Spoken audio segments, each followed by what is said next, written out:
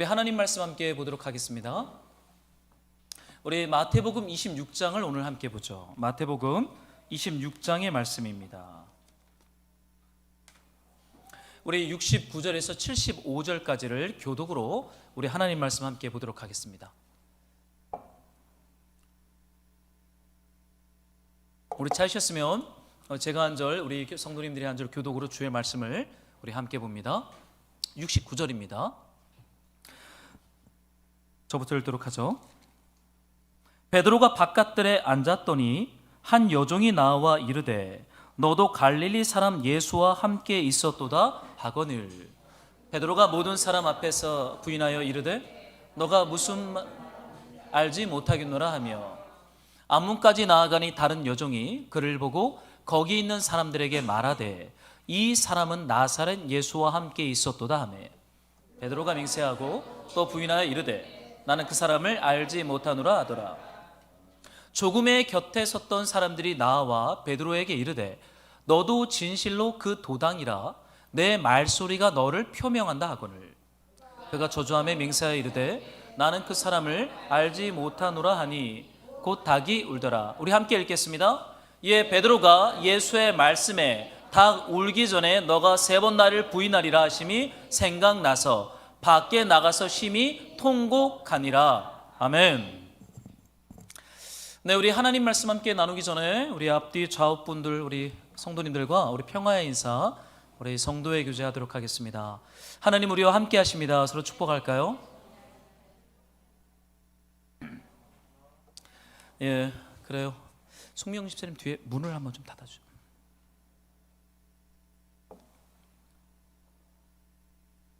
오늘 온라인으로도 함께 예배하는 우리 말씀으로 가족들에게 동일한 우리 하나님의 평화와 우리 주의 그 임재가 있기를 우리 예수님의 이름으로 소망합니다. 예, 오늘은 우리 사순절 우리 십자가 묵상 시리즈 두 번째 우리 베드로의 실패에 대해서 우리 마태복음 26장의 말씀을 붙잡고 우리 함께 묵상하고 함께 기도하기를 소망합니다. 여러분 한 주간 사순절들을 잘 보내고 계십니까? 우리 예수님의 고난과 십자가를 묵상하면서 이 남은 약 5주간의 이 사순절을 그 은혜 가운데 머무시는 복된 우리 성도님들이 되시기를 주의 이름으로 소망합니다. 오늘은 그 두 번째 베드로의 실패에 대해서 우리가 좀 나누려고 해요. 여러분 예수님의 십자가는 일종의 실패죠. 그리고 약함이고 그리고 무언가가 끝났다라고 하는 메시지가 사실은 십자가입니다. 오늘은 우리 예수님의 십자가를 묵상하면서 그 예수님의 수석 제자였던 이 베드로의 약함과 그 실패를 오늘 좀 묵상하려고 해요. 여러분 사실 예수님의 십자가 고난을 기억하는 사순절인데 왜 베드로의 실패에 대해서 우리가 기록하고 있는 이 본문을 묵상해야 하는가 좀 질문을 가질 수 있겠어요. 여러분 예수님의 십자가가 약함이고 실패이기 때문이에요. 베드로의 실패는 사실 그 안에 담겨져 있는 예수님의 십자가를 바라보게 하는 메시지가 그 안에 있기 때문입니다. 근데 여러분 사실 우리가 살아가는 세상 속에서 이 실패라는 단어를 꺼내는 게 여러분 쉽습니까? 대화 가운데 내 삶에 있었던 실패들이나 내 삶에 있었던 약함에 대해서 오픈하고 나누는 일들은 사실은 어렵습니다. 보통은 어느 정도의 거품을 붙여서 내가 어느 정도 이렇게 자랑할 만한 사람이라는 것을 부각하는 것이 익숙한 세상이고 사회지 내 처절한 실패와 약함을 나눈다라는 것은 이거 불편한 거예요. 어느 누가 내 실패를 쉽게 나눌 수 있겠어요? 여러분 그렇지 않아요? 그래서 저는 보통 사람들을 만나서 대화할 때 100% 다 믿습니다. 어느 정도 20-30%는 거품이 있겠지. 종종 우리 목사들이 하는 얘기 중에 몇 명 모여요? 그럼 대부분 그래요. 120명 모입니다. 그럼 팩트는 몇 명이겠어요? 제가 볼 때는 한 70명에서 80명이겠어요. 왜냐면 우리 목회자들이 얘기할 때 그 교회 공동체의 숫자가 우리의 어떠함을 드러나는 가치가 있기 때문에 보통은 숫자를 얘기할 때 보통 재적 성도를 얘기를 해요. 근데 보통은 평균 출석 성도를 말하는 게 더 합리적인 팩트인 것이 맞죠. 여러분 우리가 살아가는 세상은 실패를 말하기 힘든 세상입니다. 왜냐하면 세상도 실패를 불편해하는데 여러분 교회도 실패를 말할 수 없도록 오랜 시간 승리주의의 복음을 그동안 전해왔기 때문이에요. 여러분 교회 안에서 전하는 복음이 굉장한 승리주의에 기초한 메시지를 오늘 한국 교회는 많이 전해왔어요. 왜냐하면 우리 민족이 가난했고 고통이 많았고 고난이 많았기 때문에 이 승리주의와 성공주의에 대한 복음을 말하는 것이 마치 이것이 예수님의 십자가 부활의 복음인 것처럼 그동안 전해왔습니다. 교회가 성공을 해야 사람들이 교회가 담고 있는 그 복음에 대하여 관심을 가질 거라고 생각해요. 여러분 그렇지 않아요? 교회가 성공을 해야 그 교회에 있는 예수를 믿을 때 내 삶도 성공할 수 있을 것에 대한 생각을 종종 합니다. 더 나아가서 교회는 성도들의 삶 속에서도 자신과 가족들이 성공을 해야 비그리스도인들에게 부러움의 대상이 되어 전도의 영향력이 흘러갈 것이라고 가르칩니다. 여러분 그렇지 않으세요? 우리네 삶이 좀 성공하고 잘 돼야 예수 믿지 않는 가족이나 불신자들에게 복음을 전할 때 효율적이라고 우리는 종종 생각하잖아요. 아닙니까? 저만 그렇게 생각하나요? 한때 우리 한국교회 안에 있었던 유명한 무브먼트가 뭡니까? 강단에 유명한 운동선수들을 세우는 거예요. 혹은 정치가, 연예인, 대중문화에 이름 있는 사람들을 강단에 세우는 일들을 통해 교회의 복음을 전하고자 하는 일들을 종종 했습니다. 저도 부목사 때 제가 맡았던 사역이 찬느리 사역이었어요. 그때는 찬느리를 오이코스라는 단어를 사용했는데, 이제 오이코스 사역을 제가 담당자로 사역을 할 때 상반기 한번 하반기 한번 했던 게 있습니다. 그게 뭐냐면 유명한 연예인들을 불러오는 것이었어요. 제가 사용할 수 있는 예산은 500만 원이었습니다. 제가 불렀던 연예인들 중에 김창옥 씨 400만 원 줘야 됩니다. 400만 원 주면 온다 그러더라고요. 김창옥 씨를 불러서 찬느니 오이코스 사역을 했어요. 어마어마하게 모였어요. 예배당이 한 1200명 모이는데 꽉 차요. 불신자들, 찬느니들, 오이코스들이요 김창옥 온다니까 동네 아줌마들 다 왔어요. 웃고 떠들고 얼마나 재밌었는지 몰라요. 저는 김창옥 씨가 그렇게 웃긴지 몰랐어요. 야, 진짜 김창옥 같은 목사 딱 있으면 그 교회 진짜 빨리 부흥하겠더라고요. 사람들을 웃겼다 울렸다는데요, 굉장히요. 메시지도 좋아요. 하반기 때는 김미경 씨를 불렀어요. 그분은 500을 달라 그러더라고요. 김창옥 씨보다 100만 원이 더 비쌌습니다. 재밌죠? 네임밸류에 따라 가격이 달라져요. 김미경 씨 왔어요. 더 많이 모였습니다. 이 아줌마들이 얼마나 좋아하던지요. 그 다음에는 제가 이성미 씨를 불렀어요. 이성미 씨는 200만 원이었습니다. 제일 쌌어요. 이성미 씨 그렇지만 반응은 제일 좋았어요. 이성미 씨가 와서 웃기고 떠들어요. 자녀 교육이 실패 이런 얘기들을 해요.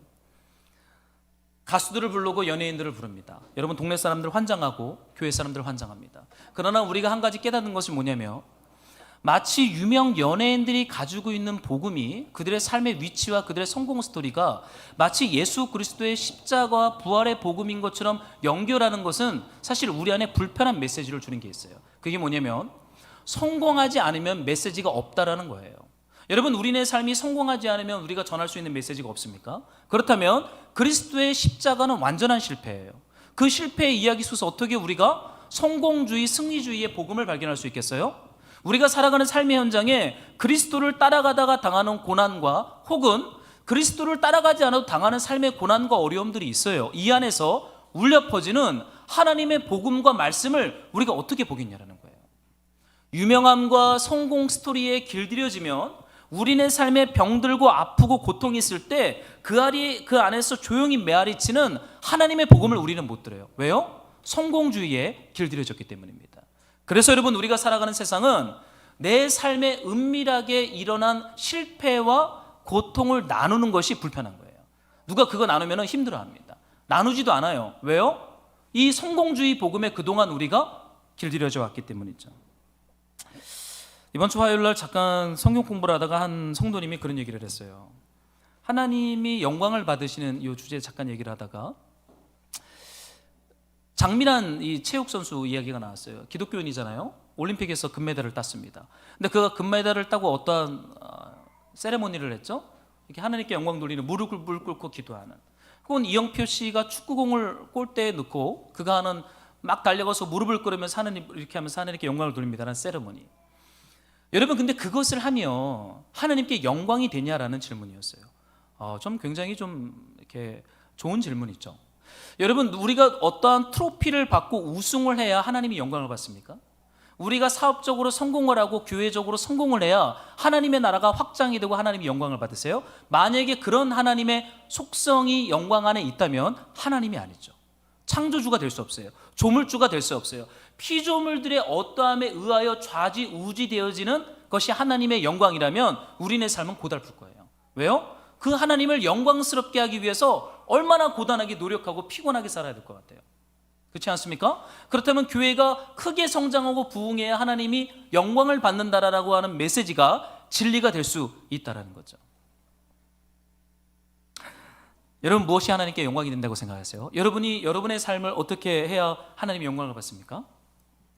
우리의 어떠함에 따라 하나님의 영광에 가감이 있지는 않습니다. 우리가 성공을 해야 하나님의 영광 받거나 우리가 실패하면 하나님의 영광이 삭감되어지는 그런 상대적인 하나님이 아니세요. 하나님은 스스로 있는 분이십니다. 우리의 어떠함과 전혀 상관없이 충만하시고 만족하시고 안식하시며 영광을 누리고 있는 분이 우리 창조주 성삼위 하나님이세요. 그렇다면 하나님은 우리에게 무엇을 부르고 있는 것입니까? 하나님의 영광에 저와 여러분들이 참여하도록 부르는 거예요. 하나님의 영광을 살도록 부르는 것이 아니라 우리의 삶이 어떠한 포지션과 어떠한 삶의 자리에 있든지 하나님의 영광에 동참하도록 저와 여러분을 부르는 거예요. 여러분, 이것이 우리를 자유케 하지 않나요? 여러분, 얼마나 피곤해요. 사람들한테 칭찬받으려고 살려고. 그렇게 안 사세요?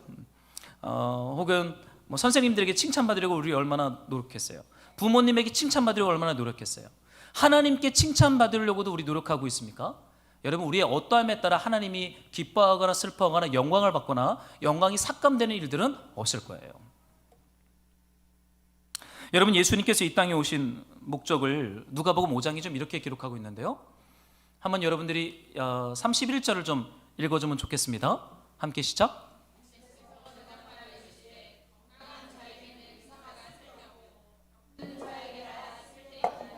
내가 의인을 부르러 온 것이 아니요 죄인을 불러 회개시키러 왔노라. 여러분, 누가복음 안에서 예수님이 이 땅에 오신 분명한 목적을 누가는 이렇게 말합니다. 성공한 사람들이나 부유한 사람들이나 그들의 삶을 통해서 무언가를 이루고자 하는 것이 아니라 예수님이 이 땅에 오신 목적은 건강한 자를 위함이 아니라 쓸데없고 병든 자를 위해서 의사이신 그리스도가 왔다라고 말하고 있어요. 여러분, 사람이 병들었다라고 말할 때 자존감이 망가졌다, 자존심이 상했다, 혹은 사랑을 알지 못해서 폭력적인 방식으로 사랑을 쟁취하려고 하는 사람들도 있죠. 혹은 땅을 경작하며 자유로운 삶을 살려고 했지만 빚에 허덕이며 종 같은 삶을 사는 사람들도 있어요. 원인이 무엇이 되었든지 간에 마음이 병들고 몸이 병들고 인생이 병든 사람들을 위해서 우리 예수님이 이 땅에 왔다는 거예요. 여러분, 그들을 위한 의사로 우리 예수님이 오셨습니다. 약하고 실패하고 문제가 많은 사람들을 위해서 우리 예수님이 이 땅에 오셨다. 이것이 하나님의 영광이라는 거예요.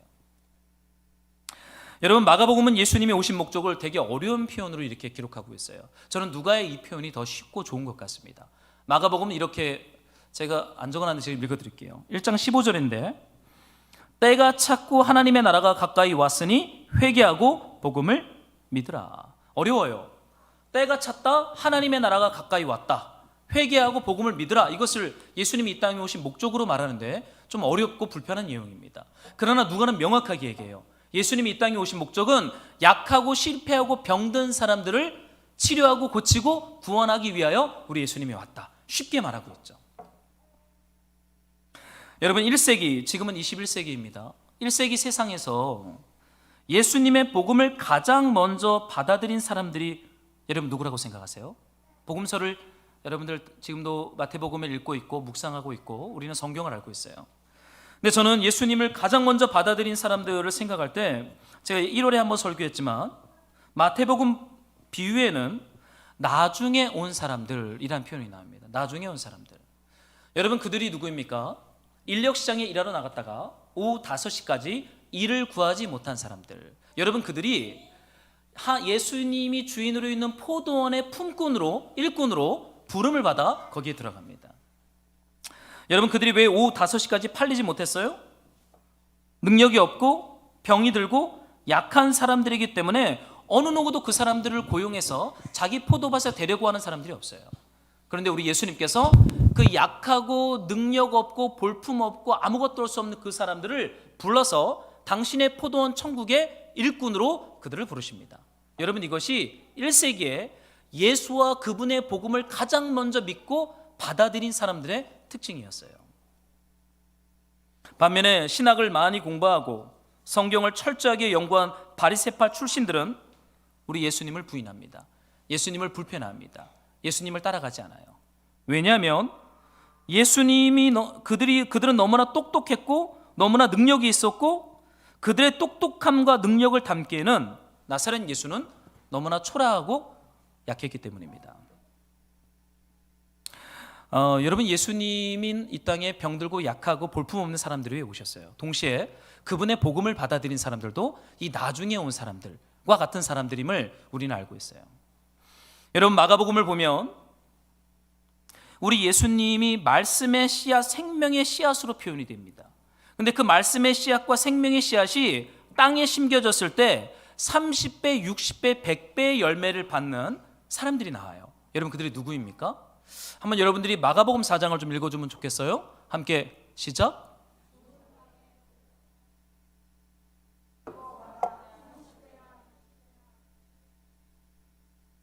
여러분, 좋은 땅은요, 열매를 맺는 땅입니다. 30배, 60배, 100배의 열매를 맺어요. 그런데 이 마가복음이 이 천국의 비유를 하면서, 여러분 기억해야 될 것은 원래 성경은 장절이 없습니다. 통이에요. 마가복음서, 마태복음서 이렇게 했어요. 그래서 문맥을 따라 이 성경을 읽어야 되는데, 이 좋은 땅이 누구인지를 알려면 이 마가복음 4장 앞에서 예수님이 말씀하신 이 복음을 천천히 읽어가다 보면 이 좋은 땅의 실체가 누구인지를 알게 돼요. 여러분, 좋은 땅이 누구라고 생각하세요? 제가 하복기에서 이 부분을 한번 묵상의 여정에서 한번 다룬 적이 있는데, 마가복음은 이렇게 시작합니다. 예수님이 복음을 전했을 때, 말씀을 전했을 때 그 말씀을 받아들인 사람들이 마가복음 1장과 3장에 가득 차 있어요. 첫 번째 그 사람들이 누구냐면요, 갈릴리 어부들입니다. 예수님이 갈릴리 호수를 지나다가 나를 따르라 라고 말씀을 던졌을 때 그물과 배를 버려두고 따른 시몬과 안드레, 야고보, 요한, 갈릴리 어부들이에요. 마가복음 1장 후반부에 보면 가버나움 회당에 들어온 더러운 귀신 들린 사람, 귀신 들린 사람에게 그 사람에게 나오라, 그 사람에게 경련을 일으키며 귀신이 나옵니다. 그리고 예수님을 따라요. 귀신 들린 사람. 열병으로 누워있던 시몬 베드로의 장모, 병에 걸린 장모를 손을 잡아 일으키시니 열병이 떠나가고 그 여자가 예수를 수종듭니다. 그 마을의 모든 병자와 귀신 들린 자를 예수님께 데려와요. 나병 환자, 중풍병자, 그리고 마지막으로 돈에 중독되어 세간에 앉아있는 세리마태, 나를 따르라, 세간을 버리고 예수님을 따릅니다. 사랑하는 말씀으로 동역자 여러분, 30배, 60배, 100배의 결실을 맺은 좋은 땅이 누구입니까? 바로 이런 사람들이에요. 성경을 많이 알거나 신학적으로 준비된 바리새인들이거나 제사를 많이 드리는 사두개인들이 아니라 병들고 귀신 들리고 나중에 온 사람들처럼 쓸모가 없는 그 사람들이 예수와 그분의 말씀 앞에서 예수를 따르고 예수를 주와 그리스도라고 고백하기 시작합니다. 여러분, 인간적인 약함과 실패를 가진 사람들이 마가복음에 의하면 예수와 그분의 말씀을 고이 그 마음과 인생에 받아들여 열매를 맺는 좋은 땅이라고 선언하고 있어요. 여러분, 우리네 삶에 있는 실패와 약함들을 어떻게 해석해야 될까요? 저는요, 약함이 많으면 많을수록, 우리가 실패의 흔적들을 가지고 있으면 있을수록 예수와 그분의 말씀이 우리 안에 떨어질 때 그것을 고이 간직하여 30배, 60배, 100배의 열매를 맺는 좋은 땅으로서 하나님 나라 복음에 반응하게 되는, 저는 좋은 땅인 것을 발견하게 돼요. 왜냐하면 예수님이 그런 사람들을 위해 오셨고 1세기는 그런 사람들을 통해 교회가 시작이 되었어요. 근데 어쩌면 오늘날 이 복음이 중산층과 성공하는 사람들의 어떤 필요를 채우는 어떤 소비적인 복음으로 추락한 시대는 아닌가라는 안타까운 생각들을 종종 하게 돼요. 사랑하는 말씀으로 동역자 여러분, 영광의 신학을 따라갑니까? 아니면 병들고 약한 자들을 오신 예수 그리스도의 그 십자가의 복음을 여러분 소망하면서 바라보고 있습니까? 우리는 이 사순절에 이 예수님이 이 땅에 오신 목적과 그 복음을 받아들인 사람들의 특징을 좀 묵상해 볼 필요가 있다는 생각이 들어요. 그때 우리는 우리의 약함과 우리의 실패에 대하여 자유롭게 될 거예요. 자유롭게 될 거예요. 그걸 자랑할 수 있을 거예요. 그거를 마치 하나님이 내 약함과 실패와 연합하여 역사하는 것처럼 우리는 주님의 임재를 그 안에서 경험할 수 있을 거라고 저는 믿어요. 꼭 성공하지 않아도 돼요. 그리스도를 받아들이는 곳에 하나님의 나라가 있기 때문입니다. 이러한 문맥 가운데 오늘 저는 베드로의 실패에 대해서 좀 묵상하려고 합니다. 여러분, 한 사람의 실패를 깊이 관찰하는 것은 참 쉬운 게 아니에요. 그렇죠? 우리 배우자의 실패를 묵상하는 것도 쉽지가 않잖아요. 우리는 가까운 사람의 실패를 묵상하는 것도 쉽지가 않습니다. 그런데 성경은 독특하게도 사도 베드로의 실패를 마태, 마가, 누가, 요한복음 전체에 다 기록해 놓고 있어요. 여러분 생각해 보세요. 여러분의 만약에 실패를 했는데 그 실패에 대한 기록들을 모든 성경책에 기록해 놓았다면 여러분의 기분이 어떻겠어요? 불편하겠죠. 왜 자꾸만 내 실패를 이렇게 드러내는 거야?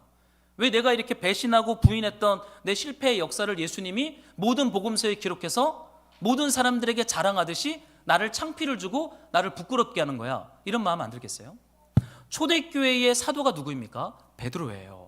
근데 그 교회의 성도들이 이 자신이 믿고 따라가는 이 지도자 베드로의 실패를 날마다 묵상합니다. 그 팩트를 알아요. 내가 당신이 했던 일을 알고 있다. 모든 성도가 그러는 거예요. 여러분들이 만약에 제가 여러분들에게 오픈하지 않은 제 삶의 민낯과 실패들을 다 안다면 제가 설교할 수 있겠습니까? 제가 목양할 수 있겠어요? 부끄러울 거예요. 저는 어쩌면 도망칠 수 있겠죠. 그런데 여러분, 마태복음에서 이 베드로의 실패를 낱낱이 폭로하고 드러냅니다. 근데 저는 이 베드로의 실패 장면을 묵상하다가 그가 어떻게 실패하는가, 이 본문은 참 독특한 방식으로 베드로의 실패를 기록하고 있어요. 우리 한번 좀 성경을 읽고 싶은데요, 여러분들이 69절의 말씀을 한 번만 더 같이 좀 읽도록 하겠습니다. 함께 시작.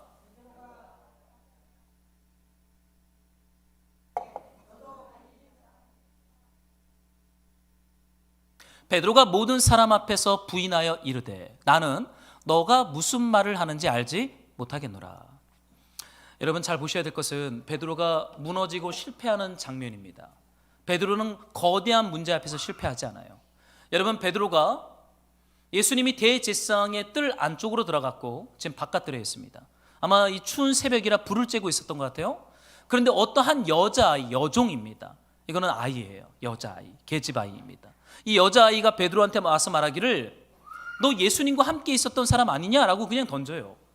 이게 어떠한 공격성 발언인지 무거운 메시지를 담고 던졌는지는 본문상에서 몰라요. 그냥 너 예수와 함께 있었던 사람이지, 귀여운 목소리로 제잘제잘하며 말을 합니다. 그런데 힘있고 능력있고 명석하고 똑똑한 베드로가 뭐라고 고백을 해요? 이렇게 말을 합니다. 모든 사람 앞에서 부인하여 이르되 나는 너가 무슨 말을 하는지 알지 못한다. 저는 이거 묵상하다가요, 이 완벽주의 그리고 굉장한 지도력과 카리스마와 은사와 지혜와 명철과 강인함을 가진 베드로가요, 작은 계집아이에서 무너지는 거예요. 여러분, 이것이 사람입니다. 여러분, 우리는 큰 사건에서 무너지지 않아요. 우리는 작은 사건 앞에서 예수를 부인해요. 그리고 우리는 이 실패 앞에서 우리가 강하지도 않고 지혜롭지도 않고 탁월하지도 않고 능력도 없음을 우리는 알게 되는 거예요. 베드로는 이 여자아이 앞에서 한 번이 아니라 3번을 부인해요. 또 바깥문으로 나가랬더니 그 문에 있던 또 다른 여자아이가 너 예수와 함께 있던 분이지? 거기서는 어떻게 해요? 맹세하여 나는 모른다. 3번째는 맹세하고 저주하며 예수를 모른다라고 완전히 실패해버려요. 여러분, 이것이 우리의 민낯이에요. 저는 순교라는 단어를 그렇게 좋아하진 않습니다. 오늘날 순교가 있어요? 어떻게 생각하세요? 일제시대 때는 신사참배 앞에서 순교를 당했던 우리 신앙의 선배들이 있죠. 오늘날 그런 거 없잖아요. 아마도 오늘날의 순교는 이 지극히 작은 여자아이 앞에서 우리가 예수를 부인하는 사건이 어쩌면 일제 식민 통치 시대에 있었던 그런 순교적 사건인가 저는 동일하다고 봐요. 여러분, 큰 사건으로 넘어지지 않아요. 이제는 예수를 부인하면 취업이 안 되거나 사업을 못 하거나 사자밥이 되는 일들은 전혀 없을 거예요. 그러나 작은 문제 앞에서, 작은 여자아이가 던지는 말 앞에서 우리의 믿음이 무너지고 우리의 마음이 무너지고 우리 삶이 무너질 거예요. 여러분, 이것이 우리의 민낯입니다. 우리는 거대한 선교나 거대한 프로젝트에서는 영웅이 될 수 있어요. 그러나 작은 여자아이 앞에서 너 예수와 함께 있던 사람 아니야? 아니야, 나 아니야. 나 그분 몰라. 맹세하고 저주하며 실패하고 무너집니다.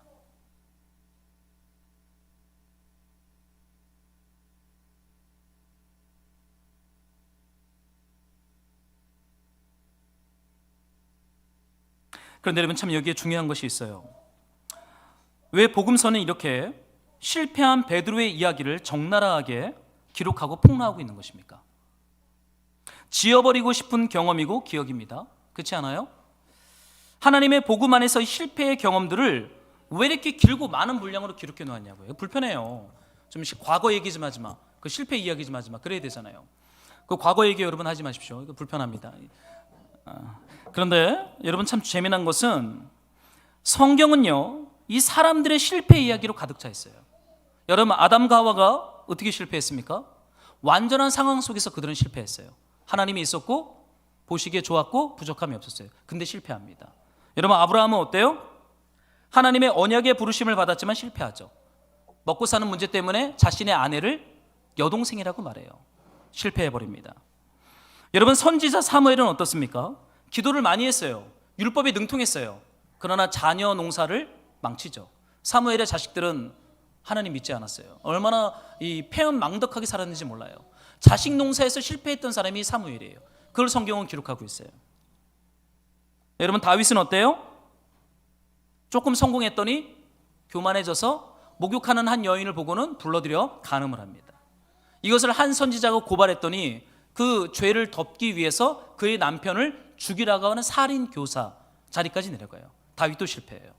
아담과 하와, 아브라함, 사무엘, 다윗, 성경은 이 실패 이야기들로 창세기부터 요한계시록까지 가득 차 있어요. 인간은 실패하는 존재다라고 말하고 있어요. 여러분, 왜 이렇게 성경 전체가 이 실패에 대한 이야기를 하고 있습니까? 근데 여러분, 중요한 건요, 이 실패가 사실이라는 거예요. 성경은 실패한 사실들을 감추고 있지 않아요. 저는 이게 복음으로 다가오더라고요. 여러분, 우리가 무언가를 감추고 산다는 건 우리가 거기에 종로로 타고 있다는 거예요. 그런데 성경은요, 이 죄와 이 실패와 이 넘어짐의 이야기들을 다 폭로하고 있어요. 괜찮다라고 하는 분위기를 만들고 있어요. 너가 실패했어? 괜찮아라고 말하는 거예요. 너가 간음했어? 너가 저 사람 죽이려고 했어? 하나님을 부인했어? 이 이야기들을 창세기부터 요한계시록까지 그냥 다 폭로를 하고 있어요. 베드로의 실패 사건조차도. 여러분, 이 성경이 의도적으로 실패들의 이야기를 기록한 그 하나님의 분위기와 뉘앙스가 느껴집니까? 실패는 사실이라는 거예요. 감출 필요 없다라는 거예요. 마음껏 드러내라고 성경은 말하고 있어요. 한번 이번 주에 잠깐 목사님들하고 교제를 할 일이 있었어요. 모임을 하는 중에 제가 어떤 얘기를 들었냐면, 여러분, 코로나 기간을 통과하면서 정말 많은 숫자의 교회들이 문을 닫았다는 얘기를 좀 들었습니다. 교단들 안에, 각 교단 안에.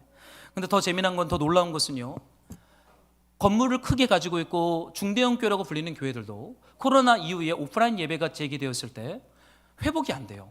이전만큼 숫자들이 회복이 안 된대요. 1,500명이 넘는 교회입니다. 우리 노회예요. 그 교회는 이제 특별 새벽 기도회를 하면서 그때마다 아침밥을 줬나 봐요. 식사를 준비하려고 권사회나 중직자들에게 식사를 부탁을 하는데 식사 봉사를 할 수 있는 봉사자를 못 구한다는 거예요. 1,500명이 넘는 교회가. 그래서 그 교회가 컵라면으로 대체를 했대요. 이제는 봉사자들도 나타나고 있지 않고 교회의 어려운 일에 헌신하려고 하는 사람들도 나타나고 있지 않대요. 그리고 젊은 부부들이 교회를 앉아서 전화를 하면은 이제 예배 나오셔야죠. 그들이 하는 말은 동일합니다. 온라인으로 예배할게요 라는 답변을 듣게 된다는 거예요. 코로나 기간을 거치면서 여전히 우리는 흔들리고 있고 아파하고 있고 여기저기서 실패의 소식들을 듣고 있어요. 근데 여러분, 괜찮아요. 괜찮습니다. 한 목사는 예배당이 5층 되는 교회를 가지고 있어요. 청소년부가 1명 남았대요. 그래서 청소년부실을 저한테 말하기를 이제 탁구장으로 만든다는 거예요. 청소년들이 모이지 않으니 그걸 왜 가지고 있을지 모르겠대요. 그래서 탁구장 공사를 준비한다는 얘기를 합니다. 중등부 아이들이 1명이 남았다는 거예요. 제가 사역자들을 종종 만나서 교제할 때 처음에는요, 멋있는 얘기만 합니다. 사역자들은 자신이 사역에서 읽은 멋있는 스토리들, 어떤 사역적인 은혜로운 스토리들을 얘기를 많이 해요. 근데 이제 친해지고 관계가 깊이 형성되다 보면요, 어떤 얘기들이 나오기 시작하냐면 부부 안에서 있었던 실패 이야기들이 오픈되기 시작합니다. 자, 이번 주에 한 선교사님과 식사를 좀 했어요. 그런 얘기를 합니다. 저와 아내한테 질문을 하는 거예요. 너는 잘 살고 있냐라고 질문을 합니다. 무슨 말을 하겠어요? 아내한테 제가 눈치를 주고는 잘 살고 있다라는 메시지를 하라고 했죠. 잘 살고 있어요, 우리는. 예, 문제 없습니다. 근데 이제 선교사님 부부가 그런 얘기를 해요. 그래, 이끼야, 너네 잘 사냐? 그러는 거예요. 이제 이분은 40대, 50대 초중반입니다. 사역을 하면서 자신이 겪었던 얘기를 해요. 사모님은 공황장애가 와서 맨날 눈물만 흘리고 자기는 정신과에 가서 상담을 받아 치료를 받지만 안 될 정도로 극도의 상황 가운데 갔다는 거예요. 그 얘기를 우리에게 오픈합니다.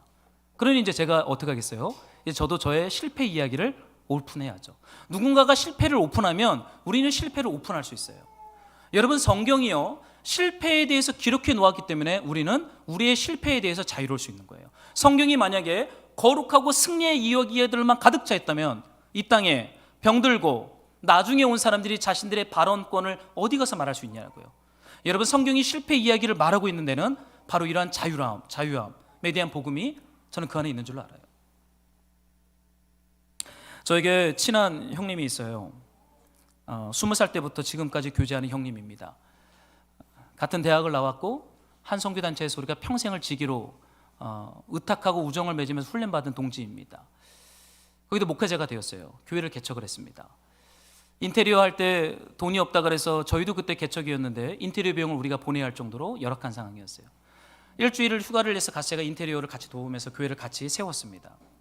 한 번은 우리가 유튜브를 공부하러 어떤 목사님한테 유튜브를 같이 공부하고 돌아오는 길에 너무 늦어서 한 도시에 있는 맥도날드에 들어서 밥을 같이 먹었습니다.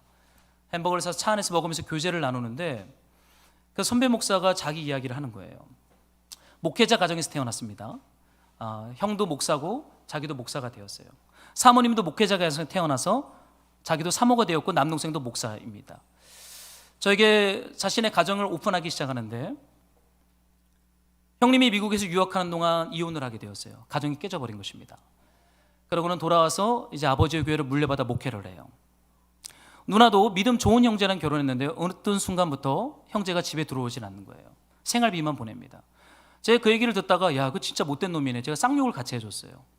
자신의 가정 안에 있는 실패 이야기들을 오픈하기 시작했어요. 저는 목회자 가정에는 아무 문제가 없는 줄 알았어요. 여전히 아파하고 슬퍼하고 있고 씨름하고 있고 깨어지고 있는 거예요. 근데 그 얘기를 하면서 우리 안에 발견되는 소망이 하나 있어요. 그럼에도 불구하고 가야 할 길을 가야 한다는 거예요. 그리스도의 십자가 부활은 우리에게 어떠한 의미가 있는지 더 다가온다는 거예요. 여러분, 우리가 실패 이야기를 할 때 사실은 그 실패는 우리에게 새로운 메시지를 다가와요. 왜냐하면 하나님이 여전히 그럼에도 불구하고 일하신다는 거죠. 저는 그래서 실패를 나누는 사람들과 함께 동지적 관계를 맺어가요. 저는 그들과 함께 우정을 쌓고 하나님의 나라를 세워나갑니다. 멋있고 잘난 척하는 사람들하고는 동지적 관계를 맺을 수가 없어요. 왜요? 멋있는 얘기만 하니까. 패배가 있고 실패가 있을 때 어떻게 그 자리에 함께 있겠어요? 그들은 멋있는 성공을 찾아 또 떠날 것이기 때문입니다.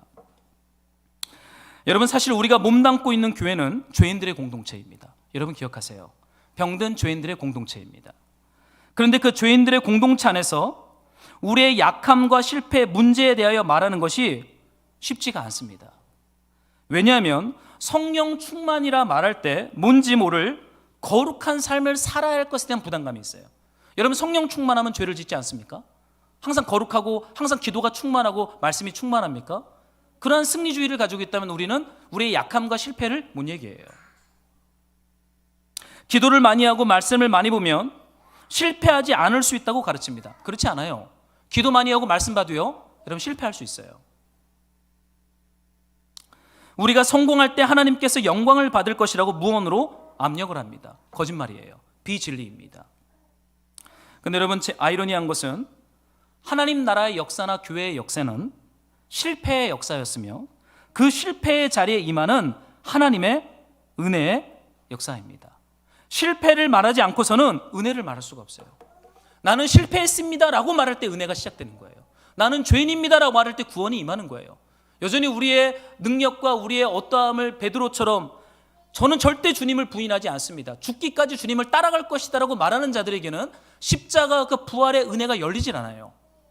나는 실패했습니다, 나는 죄인입니다 라고 고백하기 시작할 때 하나님 나라가 새롭게 열리는 거죠. 이것이 교회의 역사예요.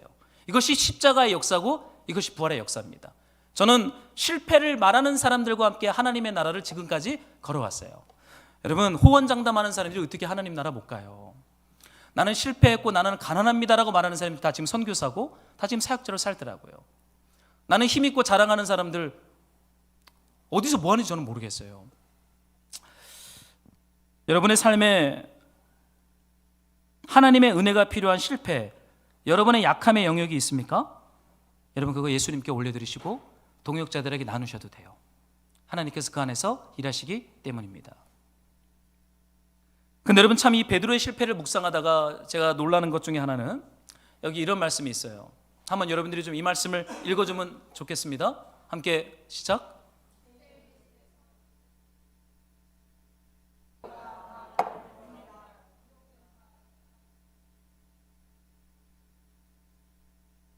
예수님께서 말씀하시기를 제자들에게 오늘 밤에 너희가 다 나를 버리리라. 여러분, 예수님 알고 있었어요. 예수님은 제자들이 실패할 것에 대하여 예상했어요. 알고 있었어요.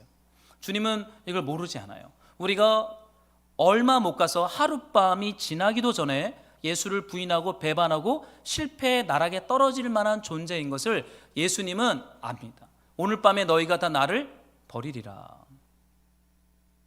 그럼 뭐 운명론인가 운명주의인가 생각할 수 있겠죠. 여러분, 그렇지는 않습니다. 실패는 예상되었어요. 근데 참 아이러니한 것은 주님은 우리에게 성공을 요구하지도 않으셨고 기대하지도 않으셨다는 거예요. 여러분, 요한복음에 보면 이 베드로의 실패 사건을 마태, 마가, 누가, 요한이 다 기록하고 있는데 요한복음이 이 말씀을 요한복음 13장에 기록하고 있습니다. 예수님이 그들과 만찬을 하면서 요한복음은 제자들의 발을 씻기세요. 그리고 주님께서 그들에게 이렇게 말씀을 하세요. 제가 좀 읽어드릴게요. 예수께서 대답하시되 너가 나를 위하여 목숨을 버리겠느냐? 내가 진실로 진실로 내게 이르노니 닭 울기 전에 너가 3번 나를 부인하리라. 요한복음도 예수를 부인할 것을 예고하고 예상하고 있습니다. 그런데요, 참 독특해요. 여러분 생각해 보세요. 우리 같으면 누군가가 실패하고 배신할 것을 안다면 굉장히 고통스러울 거예요. 마음이 아플 거예요. 그렇지 않겠습니까? 그런데 예수님이 이 말씀을 하고 나서 곧바로 요한복음 14장 1절에 가면 이런 독특한 말씀을 하세요. 제가 안 적어놓은 것 같아요. 읽어드릴게요. 너희는 마음에 근심하지 말라. 하나님을 믿으니 또 나를 믿으라. 여러분, 기억해야 될 것은 요한복음도 장절의 나눔이 없을 때였습니다. 통이에요. 그런데 이 요한복음 14장 끝자락에서 너가 나를 배반할 것이라는 예언의 말씀을 하신 다음에 곧바로 어떤 말씀을 하세요? 근심하지 마라, 염려하지 마라, 놀라지 마라 라고 말씀하십니다. 제자들의 배신과 부인조차도 그들을 위한 예수님의 일을 파괴하거나 망치지 못할 것이라고 말씀을 하고 있어요. 여러분, 우리가 때로는 약하고 실패하고 무너져도요, 우리를 향한 하나님의 부르심과 일은 흔들리지 않습니다. 제 멘토 목사님 계세요. 저에게 교회 개척에 대한 큰 그림을 종종 멘토링 해주는 목사님이십니다. 아버지가 큰 회사 대표였어요. 신학을 하지 않았으면 아빠 회사를 아마 물려받았을 뿐입니다. 미국으로 유학을 갔어요. 근데 이 선배 목사님이 미국에서 유학하는 동안 이혼을 하십니다. 그래서 이분이 이혼을 하고 신학교에서 MDB 과정을 할 때였는데 더 이상 공부할 힘이 없었어요. 그래서 나 이제 목회 그만해야겠다. 한국 가서 이제 아버지 회사 물려받아서 사업해야겠다라고 다짐하고 있을 때였어요. 근데 그때 남아프리카에서 유학 온 한 흑인 친구가, 신학생이 함께 밥을 먹는데 이 선배 목사님이 낙심하고 쓰러져 있으니까 냅킨을 하나 꺼내더래요. 그럼 만년필을 하나 꺼내서 검정 펜 이걸 좀 떨어뜨렸어요. 어떻게 됩니까? 냅킨이 깨끗하게 했는데 거기에 먹물이 찍혔죠. 그러고는 그분이 질문을 했대요. 이게 뭐로 보이냐? 짜증나는 거죠. 뭐 이거 쓰레기지, 뭐 쓸모없지, 이렇게 얘기를 하더래요. 근데 이 남아프리카 공화국에서 온 신학생 친구가 그 먹물을 계속 떨어뜨리면서 거기다 그림을 그렸어요. 그러고 말했어요. 이게 뭐로 보여? 그림. 그러는 거예요. 그러고는 그 목사님에게 한마디 했습니다. 네 인생에 작은 이 실패의 점이 찍혔는지 모르겠지만 하나님이 그 위에다 그림을 그리고 있으니까 가야 할 걸 계속해야 돼. 신학을 계속해야 돼. 그러니까 졸업할 때까지 딴 생각하지 말고 고라고 말했어요. 그 일로 말미암아 그 목사님이 힘을 얻습니다. 그리고 신학 공부를 마쳤어요. 그러고는 다시 결혼하시고 한국 가서 개척을 하셨어요. 그러고는 굉장히 제가 이름만 말해도 알만한 건강한 교회 개척 운동을 하고 계세요. 힘있게 하고 있어요. 젊은 우리 같은 후배들에게 교회 개척을 어떻게 해야 될지 멘토링하고 있어요. 저는요, 실패를 경험해 본 그 흔적은 사실은 우리의 죄성을 보여줍니다. 우리가 얼마나 형편없고 아무것도 아니라는 존재를 하나님 앞에 깨닫게 해요. 그리고 뭘 구하게 합니까? 주님의 은혜를 구하는 거예요. 여러분, 실패의 흔적이 있는 사람은요, 그리스도의 은혜를 떠나지 않아요. 그리스도의 은혜가 없으면 못 살아요. 그래서 그 그리스도의 은혜에 바짝 엎드리게 되어 있어요. 그래서 주님은 그들과 함께 동역하면서 하나님의 나라를 확장하고 써내려가는 것입니다. 사랑하는 말씀으로 동역자 여러분, 하나님이 은혜를 주시면 망가진 냅킨이 하나의 작품이 됩니다. 저는 이것이 은혜예요. 여러분, 예수님이 제자들이 배신할 거 알았어요. 베드로가 배반할 거 알았어요. 예상했어요. 그런데 마음에 근심하지 말래요. 놀라지 말라, 근심하지 말라라고 말을 해요. 왜인지 아십니까? 누가복음에는 이 베드로를 위해서 이 배반의 얘기를 하신 다음에 이 말씀이 여기 나옵니다. 한번 여러분들이 31절을 좀 읽어주시면 좋겠습니다. 함께 시작.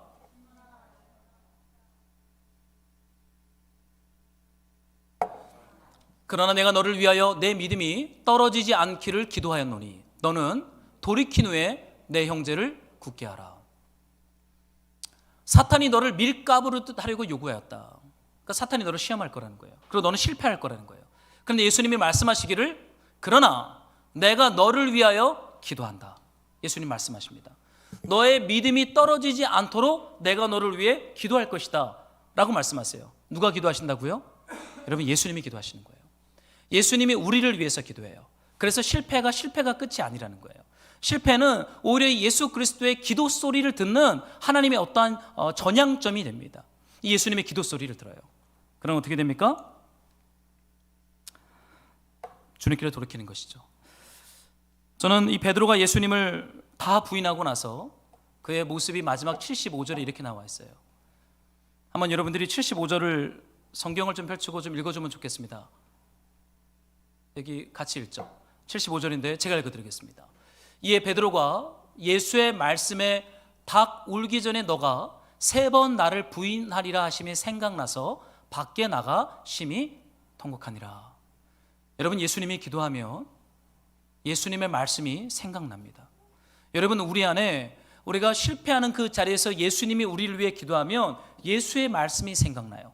그래서 밖에 나가 심히 통곡하는 그 마음이 회복되어지고 믿음이 회복되어지고 다시 한번 예수께로 돌아가야 하는 그 말씀이 우리 안에 기억되는 이 구원의 일들이 우리 안에 시작돼요. 여러분, 기억하십시오. 예수님이 저와 여러분들을 위해서 기도합니다. 그래서 실패로부터 자유할 수 있어요. 실패를 자유롭게 나눌 수 있어요. 사랑하는 말씀으로 동역자 여러분, 이 사순절 우리가 셋째 주를 보내면서 우린 베드로의 실패를 묵상했어요. 여러분, 기억하십시오. 예수님은 병든 자들을 위해 오셨고 나중에 온 사람들을 위해 오셨고 이 베드로의 모든 실패들을 성경 전체에 기록하면서 우리의 실패를 예상하셨어요. 그리고 우리도 그 실패에 대하여 자유롭도록 주님은 우리를 위해 기도하며 그 복음의 자리로 초청합니다. 여러분, 예수님의 십자가, 이 예수님의 사랑을 한 주간 묵상하면서 여러분 급하게 가지 않았으면 좋겠어요. 천천히 가십시오. 조급해할 필요도 없어요. 조바심 낼 필요도 없어요. 천천히 실패하면 실패함의 모습으로, 성공하면 성공의 모습으로 그냥 가는 거예요. 그러다 보면 주께서 저와 여러분들에게 은혜의 흔적을 새기시고 예수의 말씀을 생각나게 하며 잃어버렸던 통곡을 회복하게 하는 줄로 믿습니다. 우리 이 말씀 붙잡고 찬양하면서 우리 함께 기도하겠습니다. 우리 십자가의 길, 우리 순교자의 삶, 우리 적용 찬양 할게요.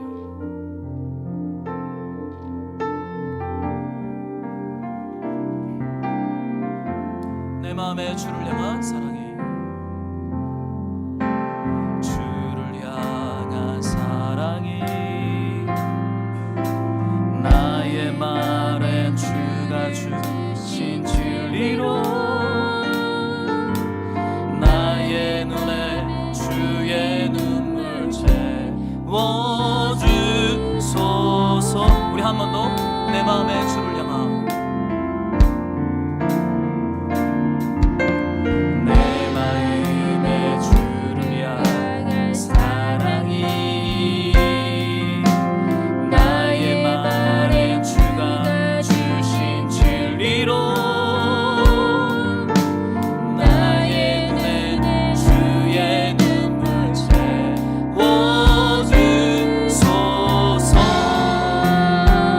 하나님의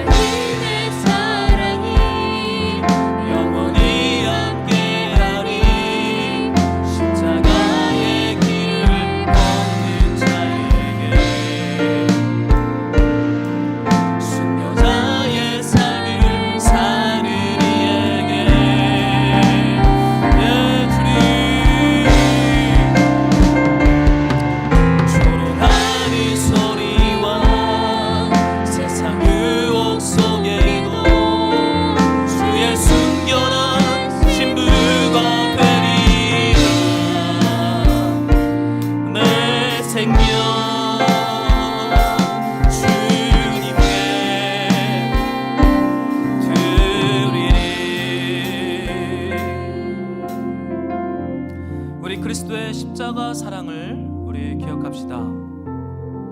너가 3번 나를 부인할 것을 내가 안다. 주님은 이미 우리가 실패하고 우리가 무너질 걸 아세요. 우리의 믿음 별거 없어요. 우리의 훈련 별거 없어요. 우리는 작은 여자아이 앞에서 우리가 그동안 쌓았던 모든 것들이 다 무너지게 될 것이에요. 이것이 인간이고 이것이 십자가의 사랑과 구원이 필요한 우리의 실체입니다. 우리가 주님 앞에 기도할 때, 주님, 그러나 그 실패한 자리에서 우리를 위해 기도하시며 우리를 회복시키시는 그 은혜를 우리에게 부으시고 우리에게 보혜사 성령을 보내셔서 우리를 고와 같이 홀로 버려두지 아니하시고 우리를 새롭게 하시고 일으키시는 그 그리스도의 사랑과 그 임재를 우리가 주님 앞에 고백하오니, 성령이여 오시옵소서. 그 모든 사실과 경험과 실패들이 더 깊은 그리스도의 십자가 부활과 복음으로 충만해질 수 있도록 하나님의 성령을 우리에게 부으소서. 우리의 삶에 주님께 고백할 우리의 약함과 실패들을 고백하고 우리의 죄들을 고백하며 그리스도의 부활과 십자가 앞에 나아가는 기도 함께 하겠습니다. 기도할까요?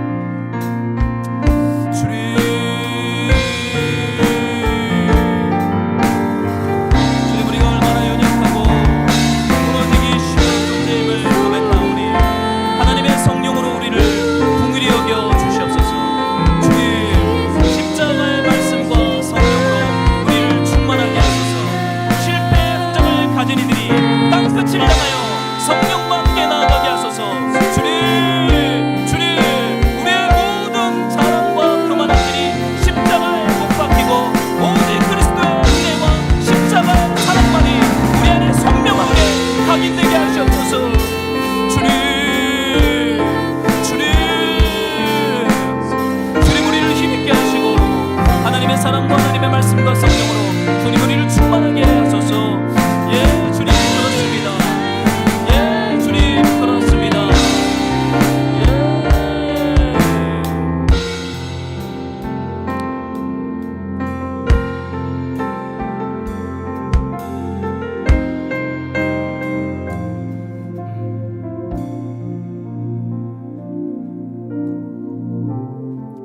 사랑하는 주님, 우리를 너무나 잘 아시고 우리의 믿음이나 우리의 능력이나 우리의 삶의 그 밑바닥까지 아시는 우리 주께서 우리의 실수를 있는 그대로 받으시며 약함을 있는 그대로 받으시며 우리를 주님의 제자로 선명하게 힘있게 세워가시는 그 주님의 은혜에 우리가 감사와 찬양을 올려드립니다. 사랑하는 하나님 아버지, 이번 한 주간도 이 그리스도의 사랑에 우리가 물들게 하여 주시고 그리스도의 십자가 앞에 조용히 앉아있다가 우리의 약함이 아니라 그리스도의 복음으로 충만해지는 그러한 은혜와 약함과 십자가와 부활의 한 주가 되게 하여 주시옵소서. 주님 사랑하는 마음으로 예물을 드립니다. 아버지 받으시고 잃어버린 영혼들과 하나님 나라 확장을 위하여 사용하여 주시옵소서. 주님 감사합니다. 그리고 주님 사랑합니다. 예수 그리스도의 이름으로 기도드렸습니다.